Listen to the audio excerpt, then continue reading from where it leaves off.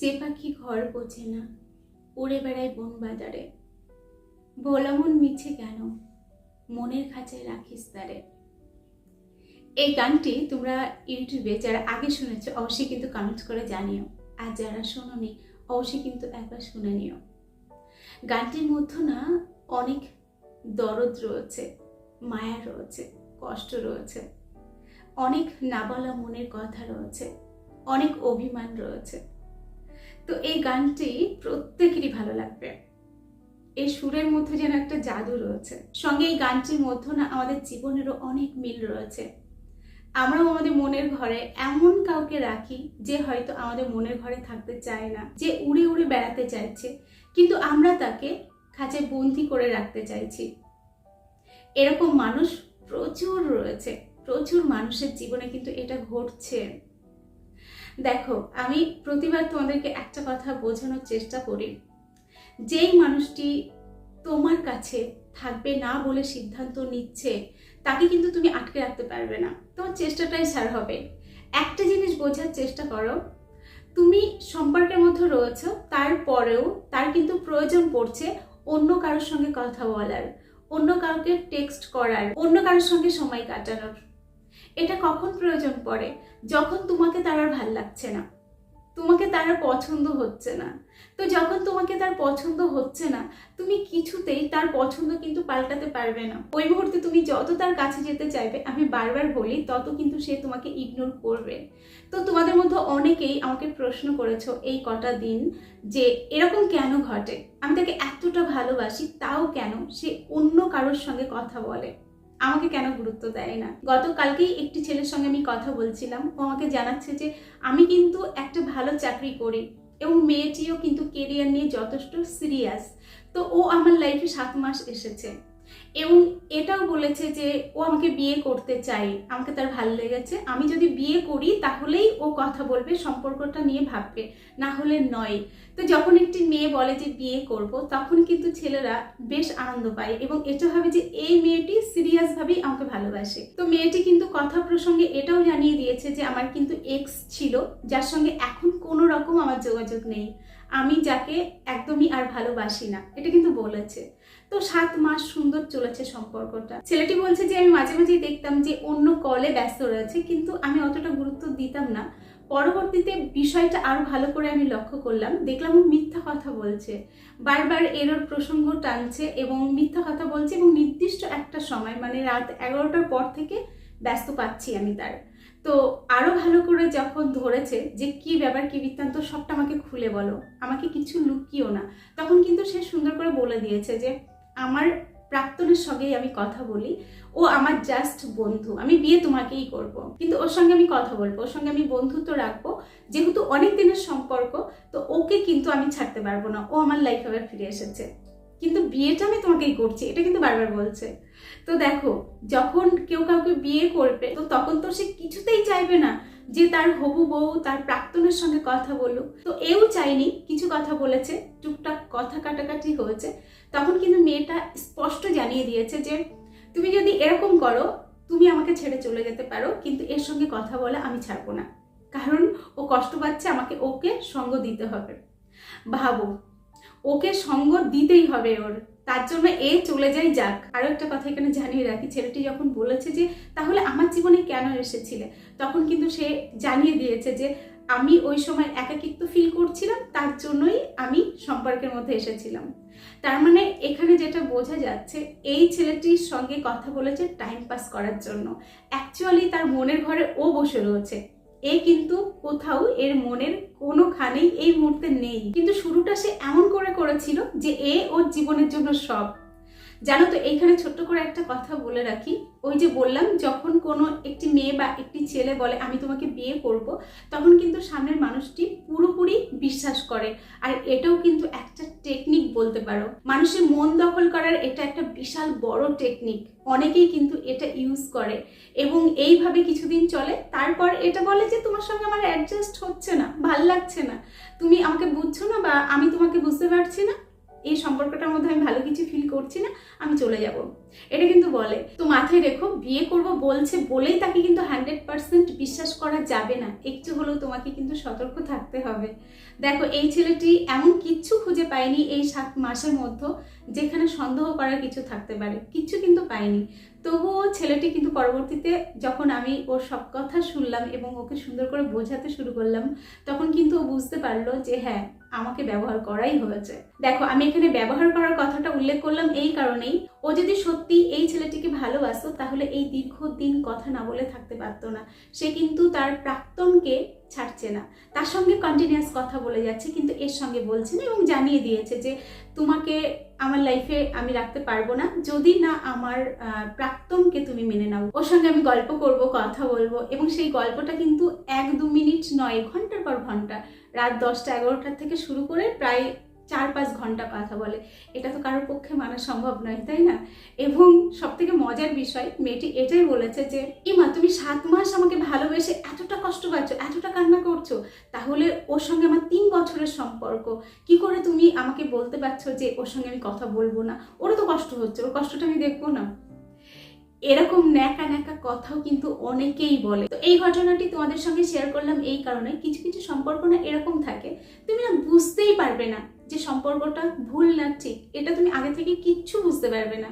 পরবর্তীতে যখন তুমি বিষয়টা লক্ষ্য করবে তখন না তুমি নিজেই অবাক হয়ে যাবে যে মানুষটি যখন প্রথম আমার সঙ্গে মিশেছিল তখন তো এরকম ভাব তার ছিল না, এরকম ছিল না মানুষটি, কিন্তু সেই মানুষটি এখন পুরোপুরি চেঞ্জ, তার কথাবার্তার মতো ভীষণ অ্যাটিটিউড। তো এরকম অবস্থাতে দাঁড়ালে অন্য কিচ্ছু করবে না, কিন্তু কোনো রকম বোঝানোর চেষ্টা তাকে করবে না, সেখান থেকে নিজেকে সরিয়ে নেবে, এটাই হচ্ছে একমাত্র রাস্তা। দেখো, এরকম ভাবে তো অনেকেই ধোঁকা খাচ্ছে, যাকে অনেকটা বেশি বিশ্বাস করছে, পরবর্তীতে বুঝতে পারছে রং একজনকে বিশ্বাস করে এসেছে। এভাবে যেমন ধোঁকা খাই, এমন আবার অনেক সম্পর্ক রয়েছে যে সম্পর্কগুলো কিন্তু প্রথম হয়তো একে অপরকে ভালোবাসে, আগে কিন্তু তার কোনো এক্স কিংবা YZ কিছুই হয়তো ছিল না, কিন্তু ওই মানুষটি দীর্ঘদিন থাকার পরেও অন্য একটা সম্পর্কে হয়তো জড়িয়ে পড়ছে এবং তার সঙ্গে কথা বলছে, টেক্সট করছে, তার সঙ্গে সময় কাটাচ্ছে, গল্প করছে। তো এরকম কেনটা ঘটে, এটা কিন্তু অনেকের মাথার মধ্যেই আসে যে হঠাৎ করে কেন এটা ঘটলো। এটা না ঘটার একমাত্র কারণ হচ্ছে তুমি তার কোথাও একটা ভালো লাগার পুরুষ বা ভালো লাগার নারী তুমি হয়ে উঠতে পারোনি, কোথাও একটা তোমার প্রতি তার ভালো না লাগা কাজ করেছে। খুব সহজ সরল ভাষায় একটা কথাই শুধু বোঝার চেষ্টা করো, তুমি যদি তার খুব প্রিয় এবং কাছের মানুষই হয়ে থাকতে পারতে তাহলে কখনো তার অন্য কারোর কিন্তু ভালো লাগতো না, সে অন্য কারোর সঙ্গে কথা বলতেই চাইতো না। এই ছোট্ট একটা বিষয় যদি তোমার মাথাতে ঢুকে যায় না, তাহলে তুমি তার পিছনে ছুটবে না যে ফিরে এসো, ফিরে এসো, ফিরে এসো, আমাকে আরো ভালোবাসো, আমাকে একটু বোঝার চেষ্টা করো, এরকম ভাবে তুমি কিন্তু ছুটবে না। কারণ খুব বেশি পছন্দের মানুষকে কিন্তু তার ভালোবাসার মানুষ কখনো ছেড়ে যায় না। তবে এই যে পছন্দ না হওয়ার কথা যে বললাম, এটা যে শুধুমাত্র তোমার দোষ তা কিন্তু নয়, তার হয়তো পছন্দ পাল্টেছে, এটাও কিন্তু আমি বারবার তোমাকে বলি। এটাতে নিজেকে দোষারোপ করো না বা নিজেকে ছোট ভেবো না, তার প্রবলেম, তোমারই যে সবসময় প্রবলেম তা কিন্তু নয়। আবার এমনও হতে পারে অনেক সম্পর্কের ক্ষেত্রে এটাও দেখা যায় যে তুমি তাকে ভালোবেসেছো এবং তাকে হয়তো ততটা গুরুত্ব আগের মতো ইদানিং দিচ্ছিলে না, হয়তো অনেকটাই অ্যাভেলেবেল ভাবছিলে, এবং অনেকেই রয়েছে তোমরা কিন্তু সম্পর্কের মধ্যে এতটাই ইনভলভ হয়ে পড়ো, হয়তো তার প্রতি রাগ হয়েছে বা বিরক্তি প্রকাশ করছো, তাকে উল্টোপাল্টা কথা বলে দিচ্ছ, বাজে ভাষায় কথা বলছো। তো এইটাও যখন করবে না তখনও কিন্তু সে তোমার লাইফ থেকে সরে গিয়ে অন্য কারোর কাছে যাবে। তো ছেড়ে যাওয়ার অনেক কারণ রয়েছে, একটা কোনো নির্দিষ্ট কারণে কিন্তু কেউ কাউকে ছাড়ে না, এক একজনের জীবনের ঘটনা এক এক রকম। তবে অনেকের জীবনের সঙ্গে অনেকের ঘটনাই কিন্তু মিলে যায়। তো ঘটনা যাই হোক না কেন, যখন তুমি দেখছো তোমার ভালোবাসার মানুষটি অন্য কারোর প্রতি আসক্ত হয়ে পড়ছে, তখন কিন্তু তোমাকে জাস্ট ওখান থেকে সরে আসতে হবে। তুমি যদি মনে করো ঠিক করবে, কখনোই পারবে না, আজ পর্যন্ত কেউ পারেনি। আমি এই আজ পর্যন্ত কেউ পারেনি কথাটা বলছি এই কারণেই, আমি অনেকের সঙ্গে যখন কথা বলি তখন কিন্তু বুঝতে পারি প্রচুর চেষ্টা করেছে কিন্তু পারেনি, অ্যাট লাস্ট সে কিন্তু সেখান থেকে সরে আসে। এবং দেখো, আমি আরো একটা কথা তোমাদেরকে বলি, তোমরা যারা যারা এই মুহূর্তে আমার ভিডিও দেখছো প্রত্যেকে কোনো না কোনো প্রবলেমের মধ্যে রয়েছে। তো তোমাদের মনের মধ্যে অনেক কষ্ট কাজ করছে, অনেক খারাপ লাগা কাজ করছে, অনেক হতাশা কাজ করছে। তো তোমাদের উদ্দেশ্যে একটা কথাই বলবো, দেখো জীবনের যে স্টেজেই এখন তুমি দাঁড়িয়ে থাকো না কেন, এটা না একটা সময় ঠিক কেটে যাবে। একদমই হতাশ হওয়ার কিচ্ছু নেই। আর কি হারিয়ে গেল সেটা আর কখনো পাবো না, এটা না ভেবে, একজনকে আমি ভালোবাসতাম, সেও আমাকে ভালোবাসতো, কিন্তু সেই মানুষটি কোনো একটা কারণে আমাকে এই মুহূর্তে ভালোবাসছে না। ঠিক আছে, ইটস ওকে। সে যদি ভালো কিছু পেয়ে ভালো থাকে তাহলে থাকুক, আমি আমার লাইফে ভালো কাউকে ঠিক পেয়ে যাব, এরকম একটা মনোভাব কিন্তু নিজের মধ্যে আনার চেষ্টা করো। না হলে কি হবে বলো তো, তুমি দিনের পর দিন কষ্ট পেতে পেতে পেতে পেতে নিজের সময় নষ্ট করবে, নিজের বডি নষ্ট হবে, নিজের মনের মধ্যে একটা খারাপ লাগা সবসময় কাজ করবে, যেটার ফলে কিন্তু তুমি লাইফের দিকে ফোকাস দিতে পারবে না। এটাই কিন্তু ঘটবে। তো আমি তোমাদেরকে বলবো, যাই ঘটুক না কেন, একটু মাথা ঠান্ডা করো আর নিজেকে ওখান থেকে বার করানোর চেষ্টা করো। বৃথাই তোমরা কিন্তু তার পিছনে ছোট, কোনো লাভ হয় না। আবারও আমি বলছি, কোনো লাভ হয় না। বিশ্বাস করো, তুমি যাই করো না কেন কোনো লাভ হয় না। কারণ ওই যে আমি আরো একটা কথা তোমাদেরকে বলি, সে কিন্তু অনেক ভেবে চিন্তে তোমার কাছ থেকে সরে গেছে, তো তুমি কিছুতেই কিন্তু তাকে ফেরাতে পারবে না। আরো একটা ঘটনা তোমাদেরকে উল্লেখ করব, সেটা হলো অনেক মানুষের মুখে কিন্তু আমি এই কথাটা শুনি, যারা কিন্তু বলে যে আমি ওকে ছেড়ে চলে এসেছি তার কারণ ও আমাকে বোঝে না। তো অনেকের মনের মধ্যে এটাও আসে যে ও আমার মন বোঝে না, আমি কি চাই সেটা ও জানে না, তার জন্যই ওকে আমি ছেড়ে দিয়েছি। আমি এখন যার সঙ্গে রয়েছি সে আমাকে অনেকটা বেশি বোঝে, আমি কি চাই আমাকে সেটা কিন্তু বলতে হয় না। তো তোমাকে যেটা করতে হবে, তুমি ছেলে হও বা মেয়ে হও, তোমার ভালোবাসার মানুষটি কি ভাবছে, কি চাইছে, তার পছন্দ কি, তার মনের ইচ্ছা কি, এটা কিন্তু তোমাকে বুঝতে হবে। আরো একটা বিষয় এখানে উল্লেখ করব, ইদানিং কিন্তু দেখো আমাকে কিন্তু সবার সঙ্গে কথা বলতে হয়, এটাও তোমরা অনেকেই, আগেও আমি বলেছি, যেই আমার সঙ্গে প্রবলেম শেয়ার করুক না কেন, আমার কিন্তু তার সেই প্রবলেমটা শুনতেই হবে, কারণ আমি সবার প্রবলেম শুনবো বলেছি। তো যাই হোক, দিনকে দিন কিন্তু বিবাহিত মেয়েদের সংখ্যা বাড়ছে যারা কিন্তু অন্য সম্পর্কে জড়িয়ে পড়ছে, এবং তারা কিন্তু আমার কাছে জানতে চাইছে যে আমি কি করে তাকে আরো বেশি কাছে রাখতে পারবো, কি করে আমাদের সম্পর্কটা অল টাইম সুন্দর রাখতে পারবো, কি করলে ও আমার প্রতি সারা জীবন ফিদা হয়ে থাকবে। তো দেখো, এদেরকেও আমি যখন প্রশ্ন করি যে কেন এই সিদ্ধান্ত নেওয়া, কারণ তোমার হাজবেন্ড রয়েছে, সংসার রয়েছে, তারাও কিন্তু এই একই কথা বলে, ও আমাকে বোঝে না, ও আমার মন পড়তে জানে না, আমি কি চাই সেটা নিয়ে ও কখনো ভাবেই না। তো এই কারণে সে এখন অন্য কাউকে ভালোবেসে ফেলছে যে তাকে বুঝছে।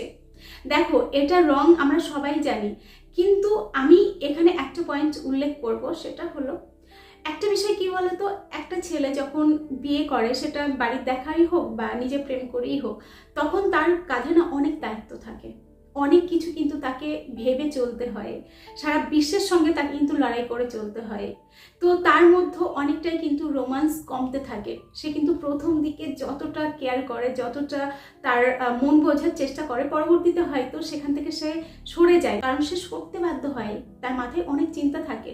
কিন্তু মেয়েরা না অনেক সময় এটা বোঝে না, মেয়েরা না অল টাইম রোমান্স পছন্দ করে, এটা ভাবে যে ও আমাকে বেশি প্রায়োরিটি দেবে, ওর কাছে আমি একটু স্পেশাল মানুষ হয়ে উঠব, আমাকে যেন ও চোখে হারায়, আমার যেন একটু প্রশংসা করে, আমার জন্য স্পেশাল কোনো আমার পছন্দের জিনিস যেন এনে দেয় মাঝে মাঝে।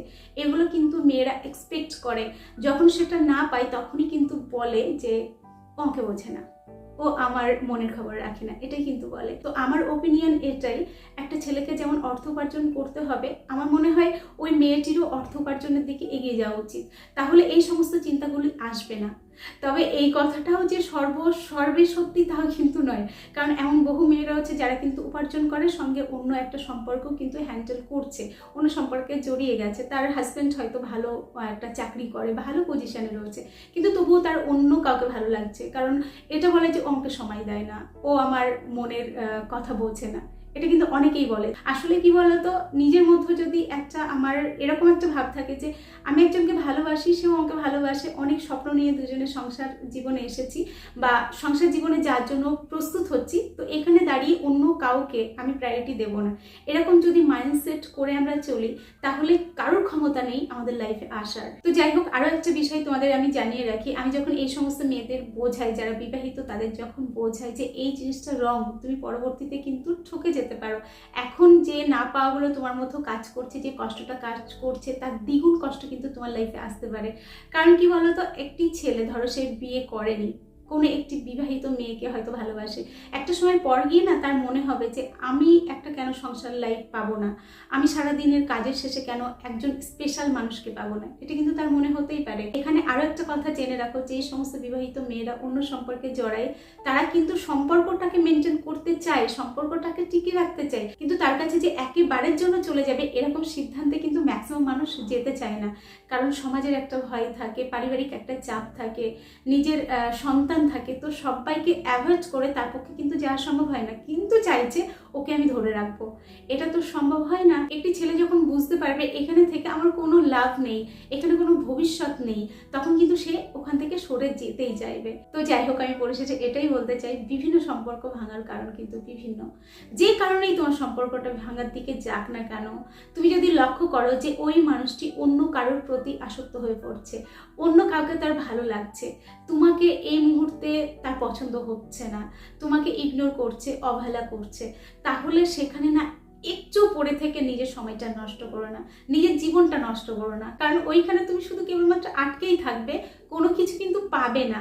আরও একটা বিষয় আমি তোমাদেরকে বলে রাখি, এই যে ছেড়ে যারা চলে যায় তারা কিন্তু পুরোপুরি যায় না, মাঝে মাঝেই কল করে, ধরে রাখার চেষ্টা করে, এটা বোঝানোর চেষ্টা করে ঠিক আছে আমি তোমাকে ঠকিয়েছি, তবুও তুমি আমার সঙ্গে কথা বলো, তোমার প্রতি আমার খুব মায়া কাজ করে, একটা তো মায়া রয়েছে, কেন কথা বলবে না, কথা বলো। এটা কিন্তু পুরোপুরি ছেড়ে যায় না, ঠিক আছে? তো তুমি যদি এরকমভাবে ব্যবহৃত হতে থাকো তাহলে কিন্তু এরকম বোকার মতো নিজেকে ব্যবহার করতে দিও না অন্য কাউকে, ঠিক আছে? তুমি ওখান থেকে সরার চেষ্টা করো। তোমাকে এটা মাথায় রাখতে হবে যে এইখানে আমার কিছু আর পাওয়ার নেই। কারণ যদি সত্যিই আমি তার জীবনের জন্য স্পেশাল কেউ হতাম, তাহলে সেই মানুষটি কখনো অন্যদিকে তাকাতো না, কখনো তার জীবনে অন্য কেউ আসতেই পারতো না। তার জীবনে এই মুহূর্তে অন্য কেউ এসেছে মানে আমার কিন্তু ওইখানে কোনো স্থান নেই, আমাকে এখান থেকে সরতে হবে এবং নিজের মতো করে ভালো থাকতে হবে। এই ছোট্ট বিষয়টা বোঝার চেষ্টা করো। পাগলামি করে কোনো লাভ নেই, আমি ওকে ছাড়া বাঁচবো না, আমি ওকে ভুলতে পারছি না, আমি কি করলে ওকে পাবো, ও অন্য কারোর সঙ্গে রয়েছে, কি করলে ওকে ফিরিয়ে আনতে পারবো, এই কথাগুলি যত ভাববে তত আরো নিজেকে না ওইখানে আটকে রাখবে এবং ততই কিন্তু তুমি কষ্ট পাবে। তুমি যদি এখান থেকে সরে যাও, তুমি যদি নিজের মতো করে থাকার চেষ্টা করো, তাহলে কিন্তু একটা চান্স থাকে সে হয়তো একটা সময় ভাবলো যে না, মানুষটিকে খুব বেশি কষ্ট দিয়ে ফেলেছি, একটু হলেও মানুষটির কাছে আমার যাওয়া উচিত, কথা বলা উচিত, হয়তো কথা বললেও বলতে পারে। কিন্তু ওই যে আমি প্রতিবার বলি, আমি তো হলে ওরকম মানুষের সঙ্গে কখনো কথা বলতাম না, যেই মানুষটি আমাকে অবহেলা করে তার লাইফে অন্য কাউকে নিয়ে চলে এসেছে, হারগিজ তার সঙ্গে কথা বলবো না। তো তোমাদেরকেও এই কথাটাই বলবো, নিজেকে ভালোবাসো, নিজেকে সম্মান করো, তাহলে দেখবে বেঁচে থাকার না একটা আলাদা রকম মানে খুঁজে পাচ্ছ। তো চলো, আজকের ভিডিও এখানে শেষ করছি। এতক্ষণ আমি তোমাদের সঙ্গে ছিলাম তোমাদের বন্ধু রোজিনা ব্যানার্জি। আবার তোমাদের সঙ্গে দেখা হচ্ছে নেক্সট ভিডিওতে। ততক্ষণ সকলে ভালো থেকো, সুস্থ থেকো।